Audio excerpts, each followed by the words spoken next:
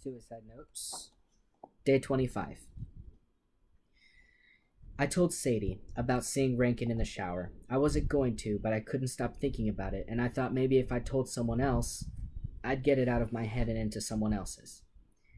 You know, like that movie, The Ring, where their characters have to pass along the haunted videotape to someone else so that the ghost girl in the video won't come out and kill them. They know the girl will kill the person they give the tape to, but they do it anyway because they don't want to die more than they don't want to be responsible for someone else dying. Not that picturing Rankin would kill me, but it was giving me a pretty bad headache. So bad that I couldn't sleep. I went into the lounge and there was Sadie. I don't think she ever sleeps. I think she just watches TV all night. It was so weird, I said after I told her the basics. Why? She asked me. What do you mean, why? I asked her. Because it's weird. Please, she said, like you don't do it too. I almost said I didn't, but that would have been an obvious lie. I mean, come on. I bet even the Pope does it. But he wasn't even embarrassed, I said. Is it big? Asked Sadie. Is what big? I said. You know. Sadie said, looking down with her eyes. It. He's a big guy. I bet it's big. I didn't exactly notice, I told her. She grinned. Yes, you did, she said. I did not, I protested. She rolled her eyes. You know you did, she said. Guys always look. They have to compare. So is he bigger than you? You're such a perv, I said. What is it with guys, she asked me. Girls always compare. Big deal, I said. It's not as if there's a lot of difference between... This time it was my turn to look down in the general area of her, you know, girl parts. How do you know? She shot back. How many of them have you seen? Enough, I said. Like Allie's? Sadie asked, surprising me. I felt myself turning red, which totally made me mad. All right, I said. So I saw it. I guess it was pretty big. Are you happy? Are we talking about Allie or Rankin now? Said Sadie, grinning again. I should never have brought this up, I said. Relax, Sadie said. Let's get back to the problem. Why are you so freaked out about this? What if, I started. What if what? Asked Sadie when I didn't finish. I took a deep breath.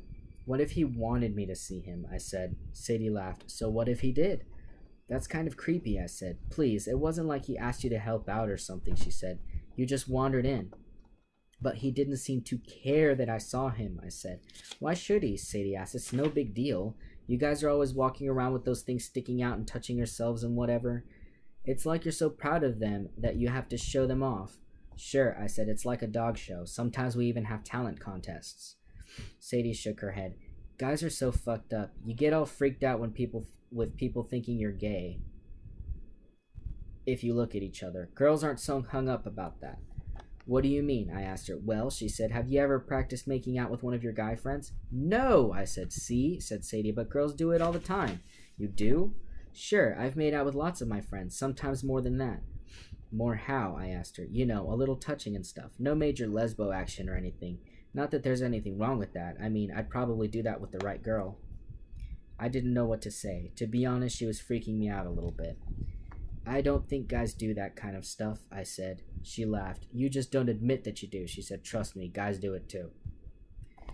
I don't know about that. I can't imagine many of the guys at my school playing around with each other during a sleepover, but maybe they do. They sure slap each other's butts enough in the locker room and on the field. I always thought that was weird, by the way. Guys are so afraid of people thinking they're queer, but the jocks are practically feeling each other up out there. I didn't want to think about it anymore, so I changed the subject. Actually, I suggested that we play the dialogue game. I figured that might distract Sadie from the whole sex subject. It didn't. As soon as we started playing, I knew I was in trouble. The movie was one of those really bad teen slasher movies. It took place at a summer camp, don't they all? Where someone was offing all the counselors for no apparent reason. The scene we were watching was about two of the counselors, a guy and a girl. For some reason, that would only make sense in a bad teen slasher movie. They had decided to go camping in the woods when there were perfectly good cabins right there. They were inside a tent, sort of half and half out of their sleeping bags, and they were talking. It was perfect for the dialogue game. Let's do something different, Sadie suggested. I'll be the guy, you be the girl. She didn't wait for me to say okay. She just started in. Heather, there's no one in the woods. But I heard something, Sam, I said as the girl moved her mouth. Sean put his hand on Heather's cheek. It's just the wind, Sadie said. The girl looked like she didn't believe him. I'd feel better if I was in your sleeping bag with you, I said in her voice. As Sean unzipped his sleeping bag and the girl in the movie slid out of hers, Sadie said, "I hope you don't mind, but I sleep in the nude." "Oh," I said, trying to sound like a girl who was surprised. "I wish I'd shaved my legs." "That's okay," Sadie replied in a low voice. "I like a girl with hairy legs. It turns me on." We both laughed. Then I did something I hadn't planned on. I slid my hand over and put it on top of Sadie's. My heart was fluttering like a crazy butterfly, and for a second I almost pulled my hand back. But then Sadie folded her fingers around mine. She didn't say anything or even look at me. It was like she'd expected me to do that. We sat like that a while we kept playing the game.